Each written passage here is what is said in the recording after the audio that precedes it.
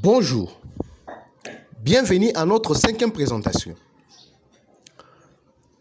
L'école Ebondo à Semedoa a été attaquée par le bandit dans la nuit.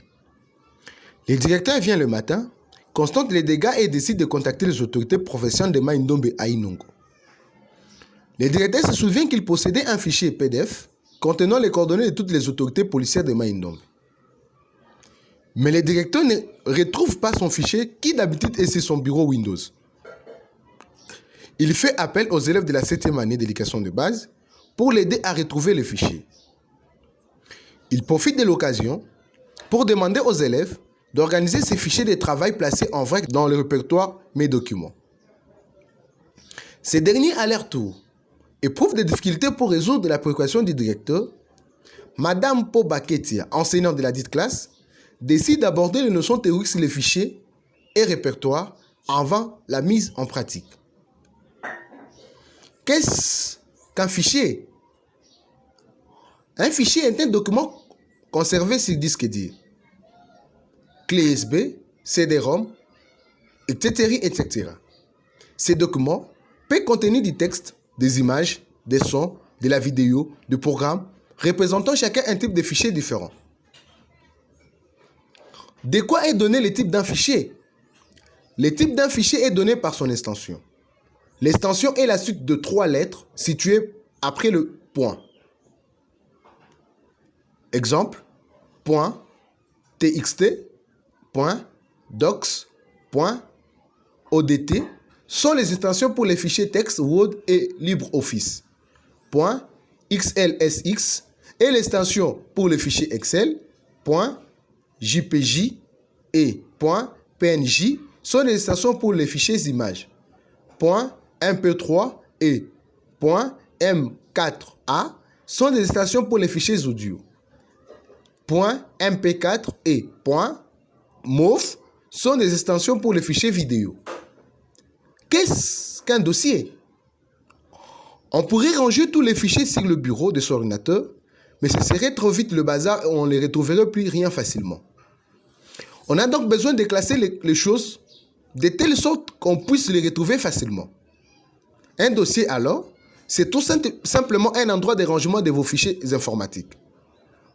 Exemple, on pourrait ainsi créer un dossier banque et encore un dossier assurance pour ranger les fichiers correspondant à ces catégories. Note 1. On parle aussi de répertoires et de sous-répertoires, et des dossiers et répertoires sont des synonymes. Qu'est-ce qu'une arborescence des dossiers?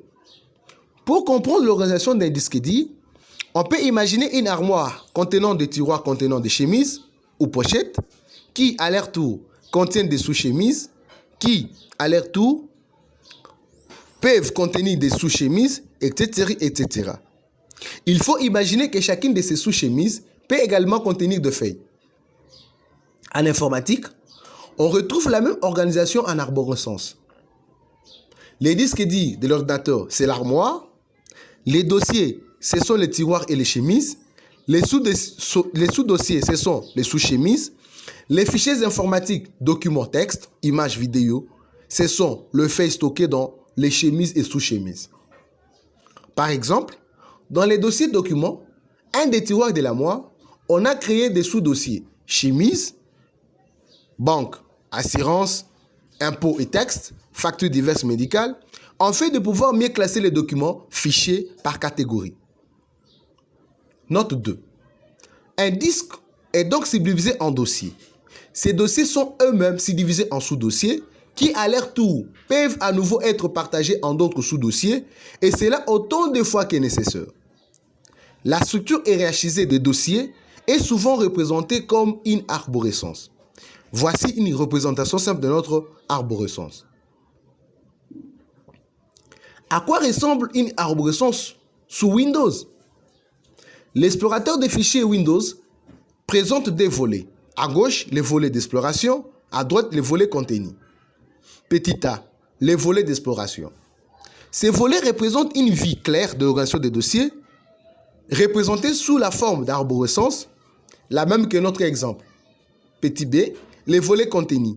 Ces volets affichent les contenus dossiers qui y est sélectionné. Ici, Par exemple, le bureau. Les dossiers dont le nom est précédé par les signes plus ou moins ou par les signes suivants et sont ceux qui contiennent les sous-dossiers. Les dossiers dont les noms ne sont pas précédés par ces signes ne contiennent pas de sous-dossiers. Ils contiennent que des fichiers ou dossiers vides.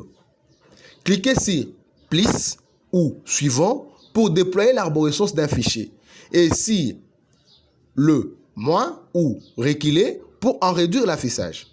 Note 3. Le fait de cliquer sur ces signes ne modifie que l'affichage de l'arborescence des dossiers dans le volet d'exploration sans rien changer de ce qui est montré dans les volets droits. Le contenu du volet droit n'est modifié par ce qu'on fait du volet gauche que si on y clique sur l'icône d'un dossier. Tâche. Après avoir enseigné les notions théoriques sur les fichiers et répertoires, Madame Pobaketia demande à ses élèves de résoudre la préoccupation de monsieur le directeur de l'école Ebondo, qui désire que ces derniers puissent retrouver son fichier, qui d'habitude est sur son bureau Windows, et d'organiser ses fichiers de travail placés en dehors d'un répertoire Mes documents. Fin de la 5e présentation. Rendez-vous à la présentation numéro 6. D'ici là, respectez scrupuleusement les gestes barrières, car le virus circule toujours.